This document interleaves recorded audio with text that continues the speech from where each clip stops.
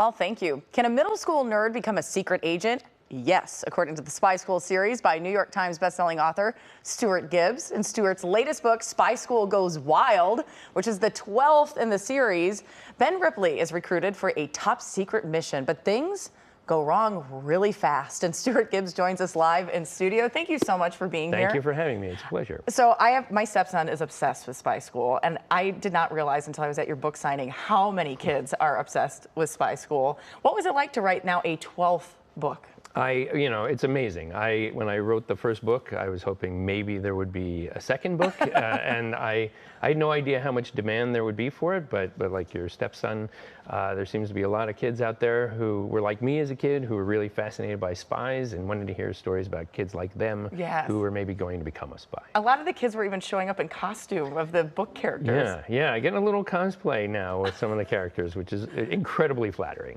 So the other thing you released on the day of this book release was the entrance exam. Yes. So you're kind of taking this into another dimension. Exactly, yeah. I'd always been a huge fan of puzzles. The puzzle creator there, Jeff Chen, is one of the greatest puzzle designers. If you know the New York Times, he's done more crosswords than just about anybody else, and his kids were fans of mine. Okay. So we got together and created this amazing. So you don't have to have read the Spy School series to do it. If you like puzzles, it's great. And even if you don't like puzzles that much, there's a lot of fun stuff in there. Boy, I feel like it's going to be tough for even adults to get through. That's the idea. Is it? Yeah, I think so. Maybe adults will be fighting their kids a little bit for, like they want to do the puzzle. You have to get more than one copy, I think. What do you think has made the series so popular?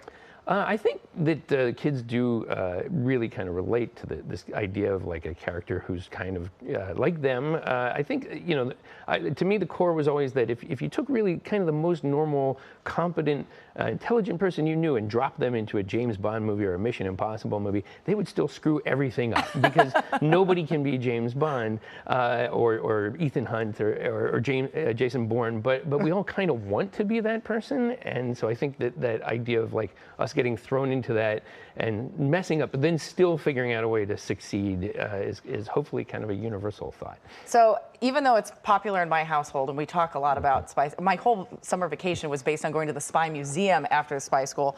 My stepson has a couple questions for you. How did you come up with the names of the characters? And you just told me it's fascinating. Well, yeah, so my lead character is Ben Ripley, and Ben is named after Benjamin Franklin because Ben is very smart. I want to name him after a really intelligent, creative person from American history, but his last name is from Ellen Ripley, who's the heroine of the Aliens franchise. So I wanted him to be a great action hero, but also really intelligent action hero.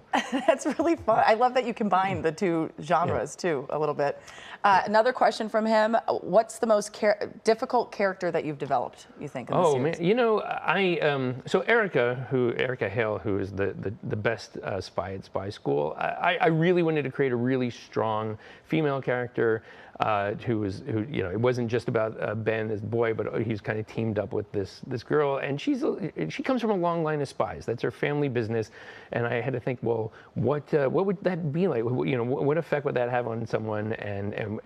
So Erica is my most cosplayed character. There's a lot of girls out there who really want to be Erica. Maybe some boys too. She's strong. Right? Yeah, she's strong and tough, and is the best student at school, and she's really, really competent.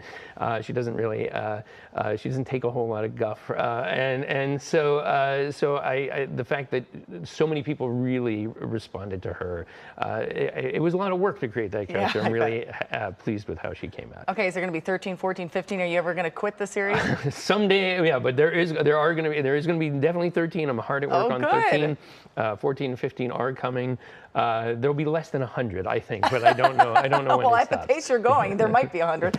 Stuart, thank you so much for being here. We really appreciate it. Well, thanks for having me. Yes. For more information on Stuart and all of his books, check out our website, kcalnews.com. Click Seen on TV.